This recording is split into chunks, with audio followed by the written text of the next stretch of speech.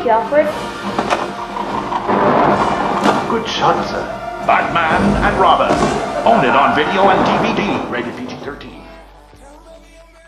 What do we talk about when we talk about Batman and Robin?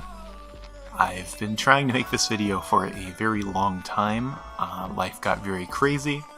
I've tried to write a script many a time, ultimately been completely unsuccessful, so rather than a tightly scripted video, I am just going to ramble and hopefully cut this down into something intelligible.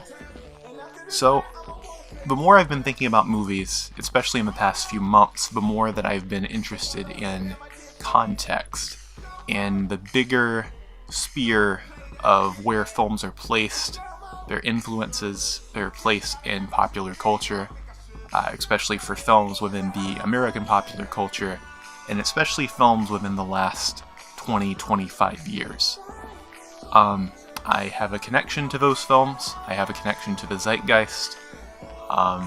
Many of these films were made for people who look like me, and as such I have a interest in analyzing exactly why it is that we are drawn to certain films, drawn away from other films, and repulsed by certain films, which is where I come to Batman and Robin, a film that I have loved for a long time as a child, pretended to hate as a teenager, developed a so bad it's good relationship with, and then finally came back to loving in almost exactly the same way that I did as a child, but with added maturity, added context, added metatextual reasons to justify my love, which was originally a much more complex thing than I ultimately feel like it is now. As such, I don't see a reason to talk about every minute detail of Batman and Robin. I don't see a reason to analyze it itself as a text. I more so have an interest in its place in popular culture and more of its relation to everything that came before it and everything that came after it. Because if you look at how blockbusters have evolved over the years, there are certain films that there is a distinct before and after to those films, and I think Batman and Robin and the superhero genre may be the most important superhero film in terms of how things have looked for the last 25 years. And I know that that might sound like hyperbole, but I assure you I can totally justify that. Every film that has come after Batman and Robin, in a multitude of genres, but specifically within the superhero genre, has been a response to that film. And in a vast majority of cases, a attempt to distance itself from Batman and Robin. No film since then has wanted to be a Batman and Robin because of the reception to that film, which was insane, like insanely overblown. Whether you like the film or not, it struck a nerve that has not went away in a way that very, very few films ever have with the general public. Which is funny because when I say the general public, I don't mean everyone. Because there are people who really like the film, and most of the people that I have ran into in real life that really like Batman and Robin simply consumed it as kids and don't have a heavy involvement in fan culture, in movies beyond a surface level.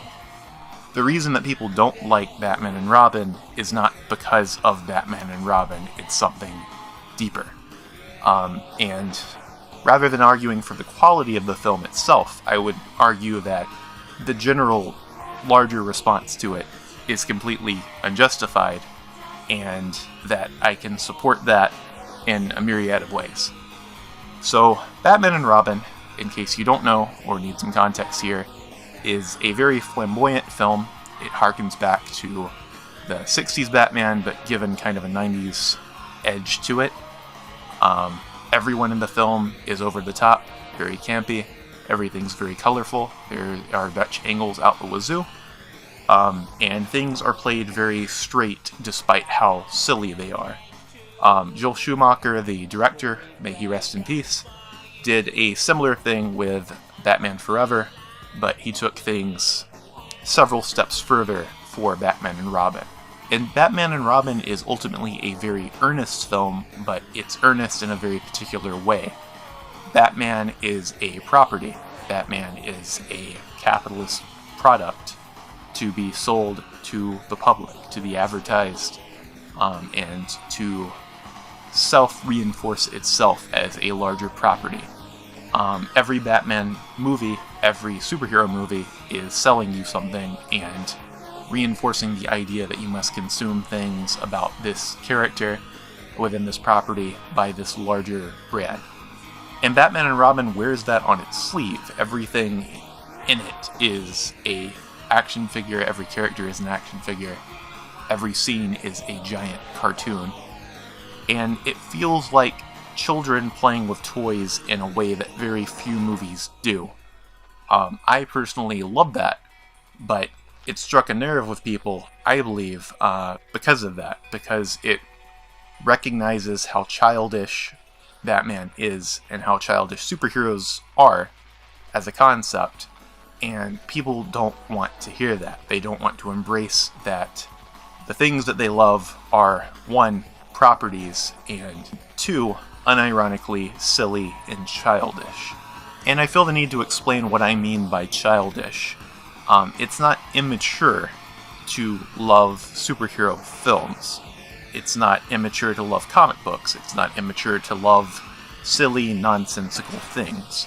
But I think people generally want to think that these things are not for kids, that they're for them, that they are not silly, that they're very realistic and serious, that the things that they love are about bigger themes to be vaguely signified toward. You can't simply enjoy something frivolous, something over the top, something nonsensical, that everything has to have some sort of internalized reasoning, that being an adult and liking adult things is to like something relatively drab, very realistic looking.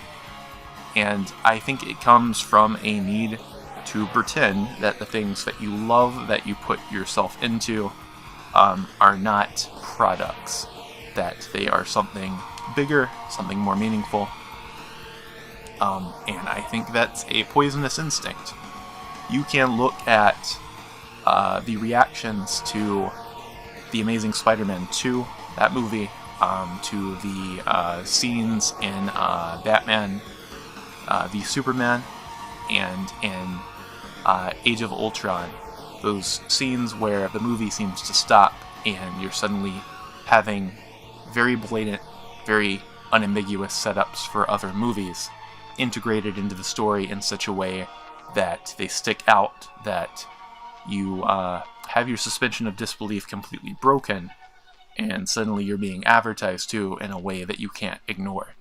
I think that in large, people want to pretend that the things that they are watching are not advertisements, and they want those advertisements to come in more subtle ways that they are able to ignore, to be integrated into the story in such a way that you think that the thing that you are watching is just about itself and not about selling you another product.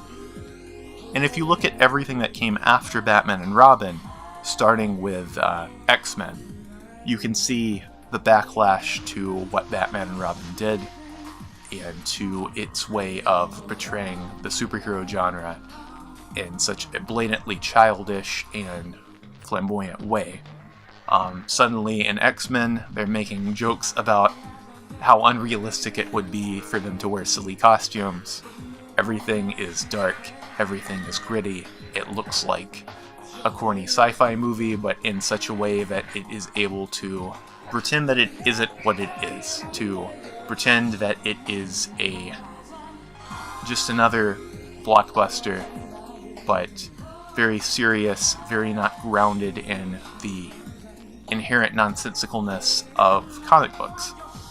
It is a film very much ashamed of where it came from, made by somebody who doesn't actually like comic books or superheroes being over the top and being what they are, what people originally enjoyed them for, which they were originally made for all audiences with a particular direction towards children, which I don't think is a bad thing.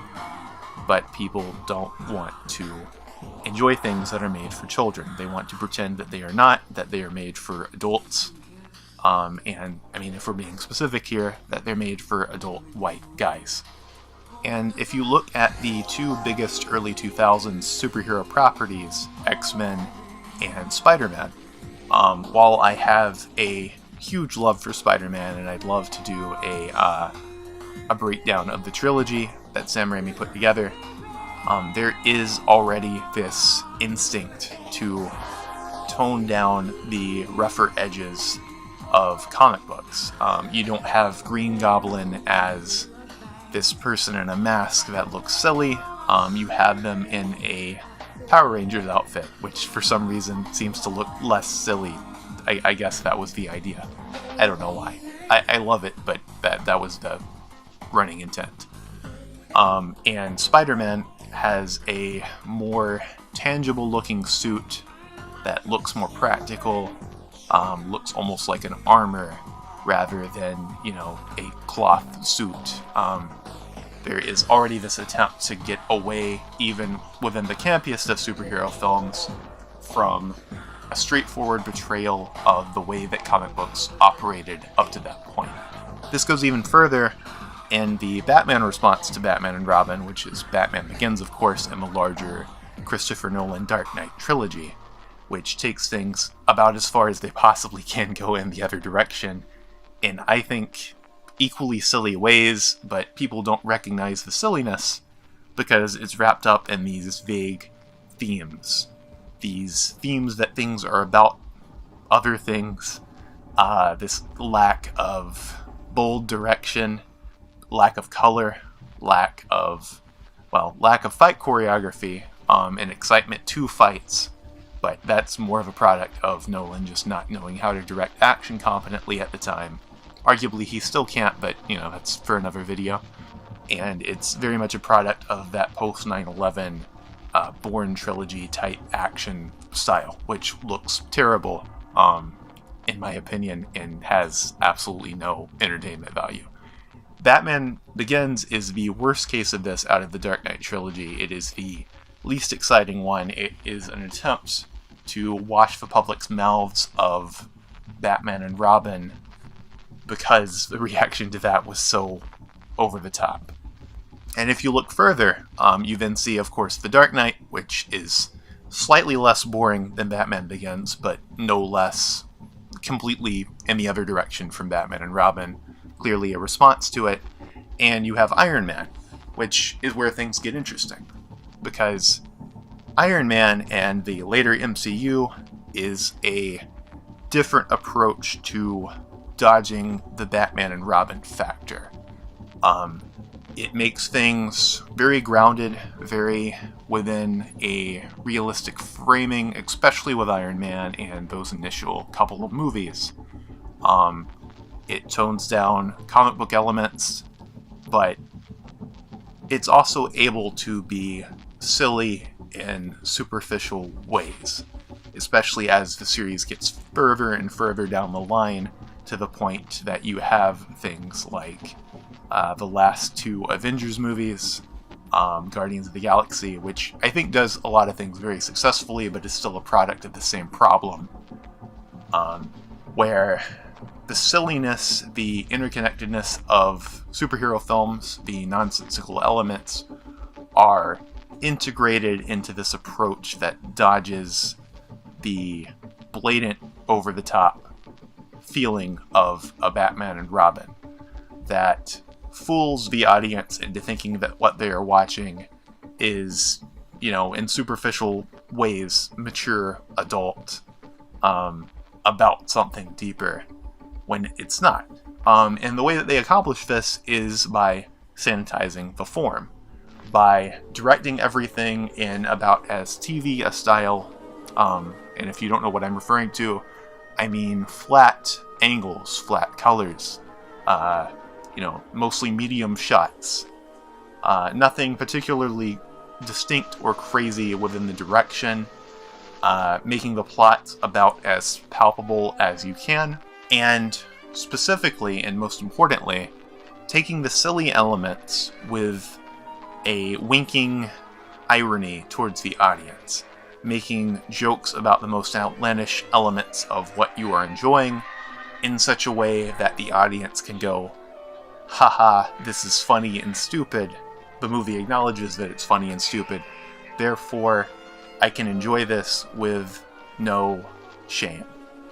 And I think that that is what really captures general audiences about the MCU in ways that Batman and Robin did the opposite. That it repulsed audiences because it did not have any sense of irony, any sense of trying to be something else, and it did not cover any of its more outlandish elements with a shield of pretend,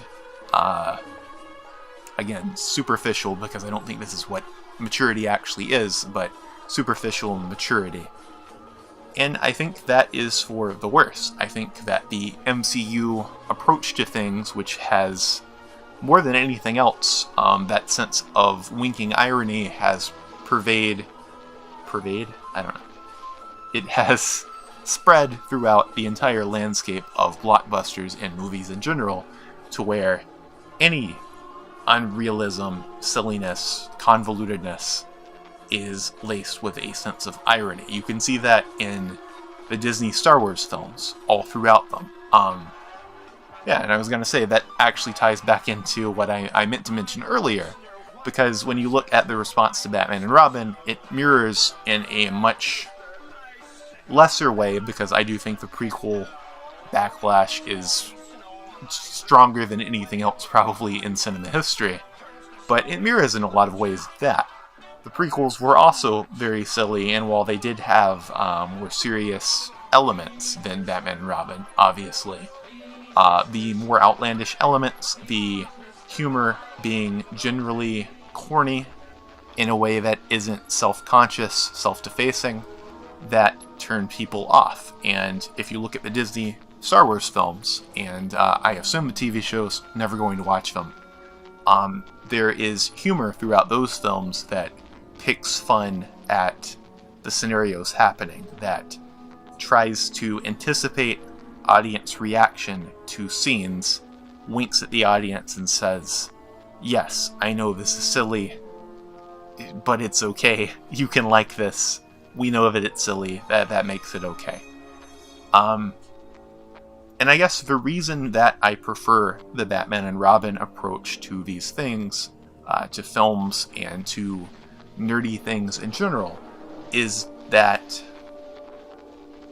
it's better, in my opinion, to love things earnestly and without an ounce of shame, than to love things superficially and within layers and layers of irony. And I think that pervades again, not only to the things that we like, but to ourselves, to our interests, to who we are as people and how we view the world, to the point that people are afraid to engage with things directly, to engage with things in ways that may be a bit cringy, a bit easy to criticize from the outside, but in ways that are heartfelt and own up to themselves in spite of how they may appear to other people. And I'd like to see things go back in the other direction. Unfortunately, I don't think they will. I think the damage is done. And I'd like to link this, again, back to how films and art and properties act within a capitalist system, because things are going in one direction.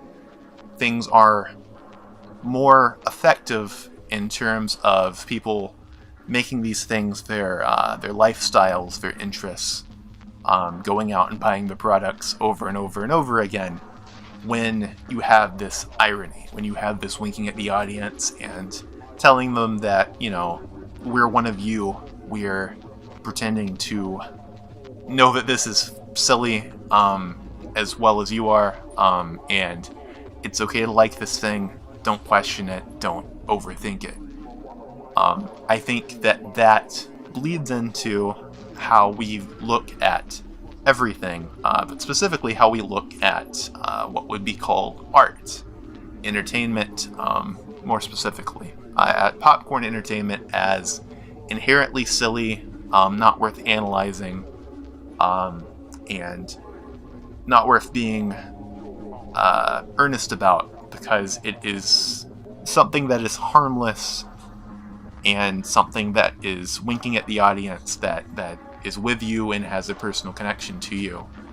And therefore, there couldn't possibly be any military propaganda in my Marvel film, or any CIA propaganda in my Mission Impossible film, because these are frivolous products. They both don't mean anything and aren't worth analyzing, and also I can throw myself wholeheartedly into them and love them because I have this permission to do so as an adult. These things are made for me.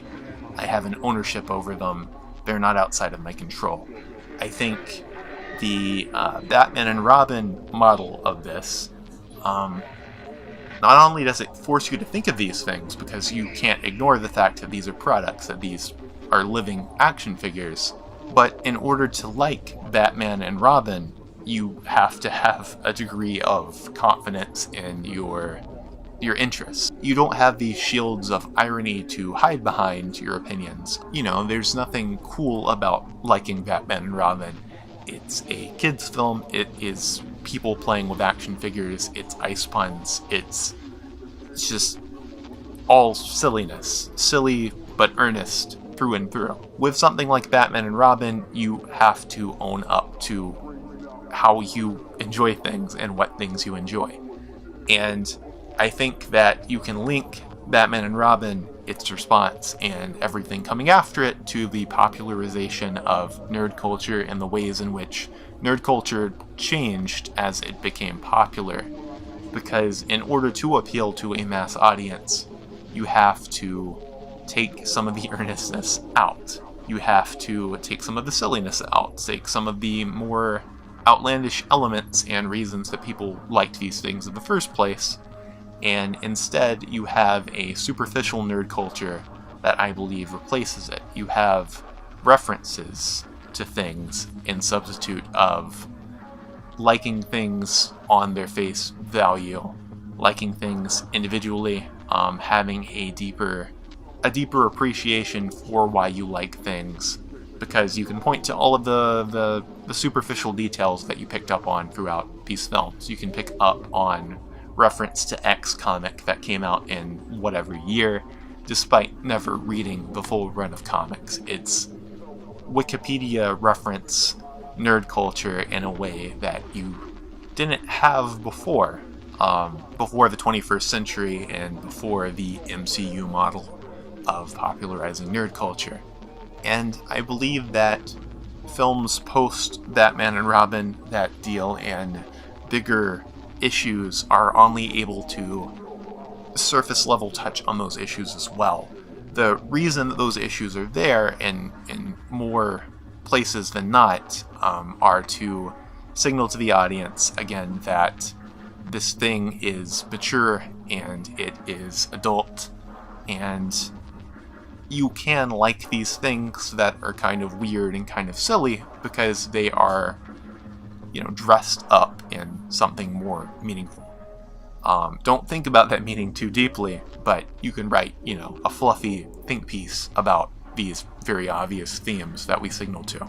Which isn't to say that Batman and Robin is a particularly deep movie. I don't necessarily believe it is trying to be.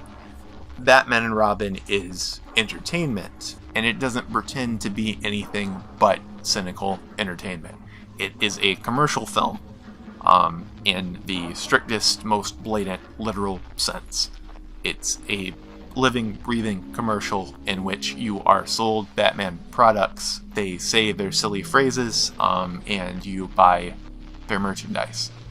I think that's cool. I like that it has no pretending to be about anything but entertaining you, being silly, and any deeper meaning that you can read into it, I think, is what you are doing. It isn't necessarily baked into the text, and it isn't trying to shield any outlandish elements, any funny scenes.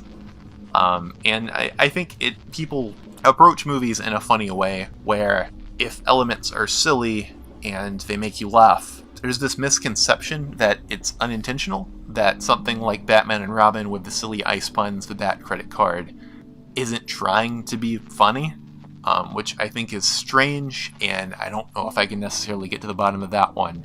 It's just kind of something in how people perceive things. They look at silly things that are silly, and assume that it's some unintentional mistake, therefore the movie is bad because it is trying to be serious and it is failing. And I think as we get deeper and deeper away from Batman and Robin and through all of these other movies that have these, pretensions of seriousness and these layers of irony stacked on top of anything that could be perceived as different, you also gradually move away from the ability for people to look at something like Batman and Robin and think that it is succeeding at what it is trying to do. Which, again, I would argue it does with flying colors. It's trying to be a silly advertisement, it's trying to entertain, it's trying to be goofy and outlandish, and it does all of that with flying colors. I find it hilarious, but I also find it moving. I also find it entertaining. I love every minute of Batman and Robin. But I think people go into it in bad faith, to no fault of their own nowadays, because it has such a reputation, and they assume that it was trying to do something that it was never trying to do. They compare it to what films try to do now, to what comic book films try to be now, and find it wanting because they are going in with the wrong expectations. And again, I don't think that there is some deep meaning that I have to pull out of Batman and Robin in order to justify why I like it. I don't think that I have to have some sort of giant grand analysis. But I think looking at it in the context of where it is and where it was helps to understand why it is that we moved away from that, why it caught the ire of so many people, and perhaps where we need to go, because I think that these layers of irony and this postmodern approach to comic book movies, it can only go so far. I don't think it's sustainable, and I don't think people will ultimately come back to these installment-based films that are built around these superficial references and disposable stories in the same way that we will come back to the films that we used to have. And to be fair, the films that are still coming out that, are exceptions to this rule. Your Fast and Furiouses, your Batman v Supermans, not to, cause a whole other thing. I'm sure there's more. I can't think of that many large blockbusters that don't have this problem nowadays, but I'm sure there's more.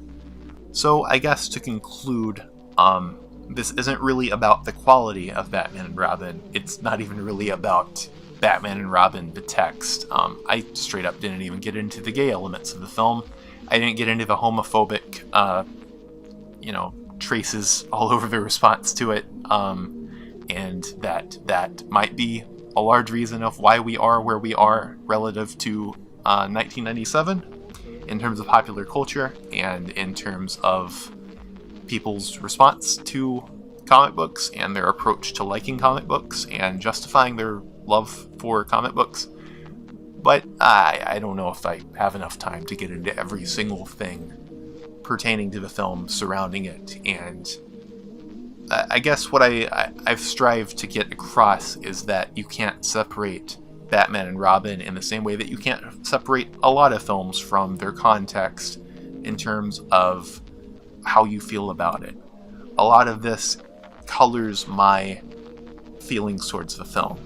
I'd like to say that in a vacuum devoid of any knowledge of the character of Batman or any of this further context or what came afterward, I would enjoy it the same as I do now, but that would be a lie and also useless because we will never live in that world. Therefore, I think it's best to understand why I like it so much, and how my feelings towards one film color my feelings towards other films, and that interdependent relation between all other pieces of art, media, products, whatever you want to call them. Because nothing really exists in a vacuum, and everything is a product of its context, a product of your lived experience, and the way that you look at each individual thing. So yeah, this is Cecil, and this has been my Batman and Robin video. I will talk about another film next time. Goodbye.